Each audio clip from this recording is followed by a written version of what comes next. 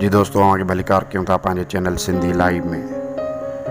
Video शुरू करण खां पहिरीं दोस्तनि खे गुज़ारिश कंदासीं त असांजे चैनल खे लाइक कयो, सब्सक्राइब कयो ऐं वधीक दोस्तनि ताईं शेयर कयो। अॼु असांजो वीडियो आहे सिंध धरती सिंधी ॿोलीअ सां तालुक़ु रखंदड़ हिकु सुहिणी मनमोहणी पाकिस्तान ड्रामा इंडस्ट्रीअ जी अदाकारा फ़ातिमा अफ़ंदीअ जे बारे में। फ़ातिमा अफ़ंदीअ जो जनमु 17 डिसंबर 1992 में सिंध जे शहर कराची में थियो। फ़ातिमा अफ़ंदी पंहिंजे फ़नी कैरियर जी शुरूआति PTV जे ड्रामनि में चाइल्ड एक्टर तौरु 2001 में कई।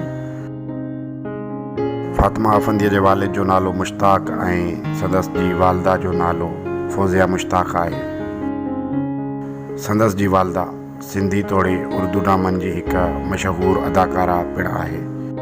फ़ातिमा जी पैदाइश कराची शहर जी आहे, पर संदसि जे वालिदेन जो तालुक़ु सिंध जे शहर सेवण सां आहे। जीअं त अव्हांखे पहिरीं ॿुधाए चुका आहियूं त फ़ातिमा पंहिंजी फ़नी कैरियर जी शुरूआति पंहिंजे नंढपिण में PTV खां हिकु चाइल्ड एक्टर तौरु कई, छो त हुन जी वालदा हिकु कामयाबु अदाकारा हुई। उन खां पोइ फ़ातिमा PTV तोड़े ॿियनि चैनलनि ते उर्दू ड्रामनि में कमु कयो आहे। उन खां अलावा फ़ातिमा सिंधी चैनलनि ते पिणु गाननि में मॉडलिंग ऐं होस्टिंग करे चुकी आहे।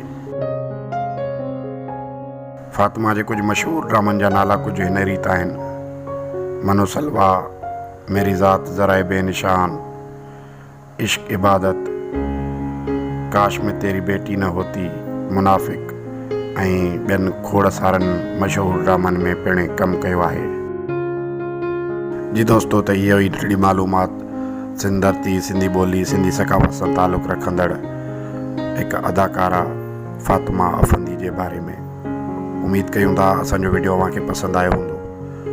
दोस्तनि खे गुज़ारिश कयूं था असांजे चैनल खे लाइक कयो, सब्सक्राइब कयो ऐं वधीक दोस्तनि ताईं शेयर कयो।